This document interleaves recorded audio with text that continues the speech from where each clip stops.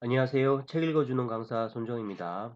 오늘은 글쓰기 강의에서 맞춤법에 대해서 좀 해볼까 해요.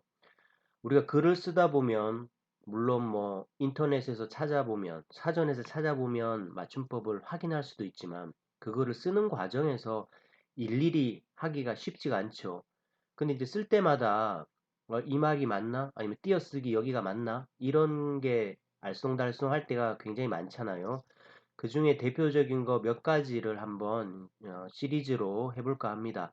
오늘은 그 중에서 두음 법칙을 해볼까 합니다. 저는 이렇고요. 글쓰기 강의 또는 글쓰기에 대해서 문의가 있으시면 저에게 메일로 연락 주시면 됩니다. 자, 이 내용은 이 책에서 참고했습니다. 지금은 절판되어서 구하기가 쉽지 않은 책인데요. 어린이 한글 맞춤법 바로 알기 신샘 선생님이 지었고요. 서린문화사에서 나왔습니다. 이 책이 좀 그래도 책이 좀 크고 어느 정도 두께가 있는데 읽다가 제가 중요하다 싶은 것만 정리해서 좀 올려보겠습니다. 더 많은 걸 아시고 싶으면 아마 헌책 중고 서점에서 이 책을 구할 수도 있을 거예요. 자, 그럼 오늘 두음 법칙에 대해서 한번 알아보겠습니다. 자, 두음 법칙이란 이런 거죠. 원래 원래 한자 음이 이런 거예요. 녀, 뇨, 뉴, 니 이런 거. 이게 그러니까 원래 말이에요. 그러면 글이라는 건 원래 말대로 써줘야 되잖아요. 근데 이러한 단어들이 단어의 첫머리에 올 때는 원음대로 안 쓰고 바꿔서 쓴다. 그러니까 두 가지 소리가 나는 거죠. 그래서 요때는 이제 여, 요, 유, 이 이렇게 적습니다. 또 한 가지가 더 있는데요. 이렇게 아까는 니은을 이음으로 썼잖아요. 근데 이렇게 라, 레, 로, 레, 루, 르 같이 니을로 나는 원음인데 이게 나, 네, 노, 뇌, 누, 느 이게 니을을 니은으로 이렇게 바꿔준다. 그러니까 원음대로 안 쓰고 그러니까 앞에 사례 볼까요? 니은을 이음으로 바꿔주는 건 그러니까 여자라고 안 하고 여자라고 한다는 거예요. 이게 첫머리에 올 때. 년세라고 안 하고 연세라고 한다. 첫머리에 올 때. 요소라고 안 하고 요소라고 한다.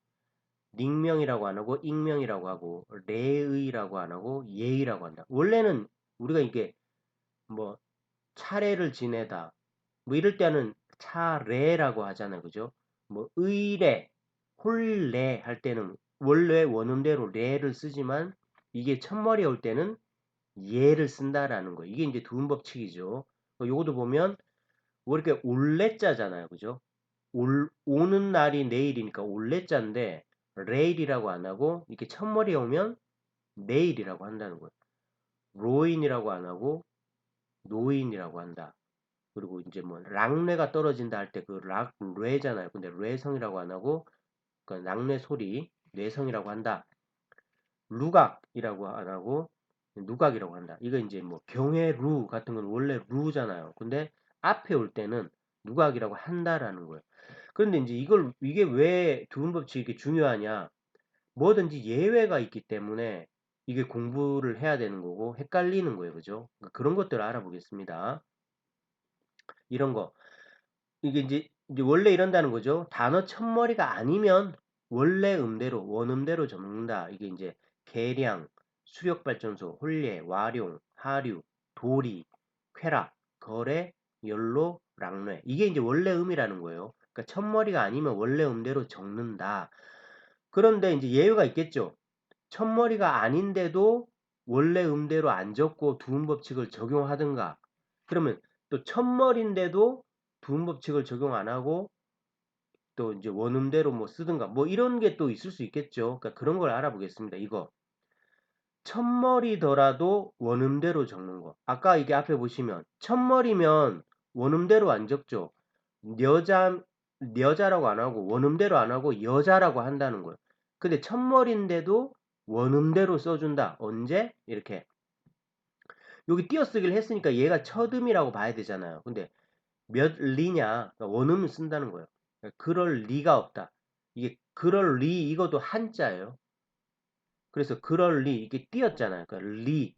근데 또 10년 이게 띄었잖아요. 띄었으면 이게 이제 첫머리라고 봐야 되잖아요. 근데 원음대로 쓴다. 이것도 이제 두량 뭐 있잖아요. 뭐 기차 한 량, 두 량, 뭐 이러잖아요. 열량. 그러니까 띄었으니까 첫머리인데도 이렇게 원음대로 쓴다. 그러니까 이런 것 때문에 헷갈리는 이게 이제 우리의 좀 감각적으로 그냥 이건 몸에 배 있죠. 몸에 배 있으니까 그냥 배 있는 대로 말씀하시되 그냥 원리는 알자는 거죠. 첫머리에 오더라도 원음대로 쓰는 경우가 이런 경우가 있구나. 이렇게 아시면 될 것 같고요. 그 다음에 첫머리가 아니면 원음을 써라 그랬잖아요. 근데 첫머리가 아닌데도 두음 법칙을 적용하는 거야. 이런 게. 이때는 이제 접두사가 붙거나 합성어일 때. 그러니까 신여성. 그러면 첫머리가 아니면 그죠? 신여성이라고 해도 이게 맞잖아요. 근데 이렇게 두음 법칙을 적용해서 신여성. 공연불이 아니라 공연불. 그러니까 두 번째 오는 말인데도 이렇게 띄어쓰기가 안 돼 있잖아요. 그래도 이렇게 적용한다는 거예요. 남존여비가 아니라 남존여비. 한국 여자대학교가 아니라 한국 여자대학교. 이렇게 그죠? 또 이런 게 있고 그 다음에 또 이게 중요한데 이거 우리 엄청 헷갈렸잖아요. 확률이냐 확률이냐 그죠? 이거 되게 헷갈렸잖아요. 그러니까 이게 원리가 있습니다. 모음이나 니은 받침 뒤에 이어지는 렬이나 률은 열이나 율로 적는다는 거예요.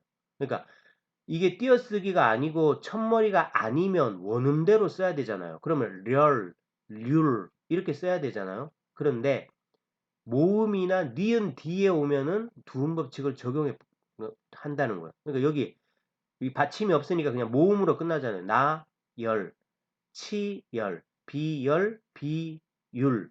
그리고 여기도 니은으로 끝나잖아요. 그럼 분, 열. 그리고 이게 중요하죠. 선, 그러니까 선률이라고 안 하죠. 니을 안 하죠. 근데 이게 확률은 이게 모음으로 끝나는 것도 아니고 니은으로 끝나는 게 아니라 기역으로 끝나잖아요. 이때는 확률. 그러니까 우리 어릴 때 그런 거 많아요.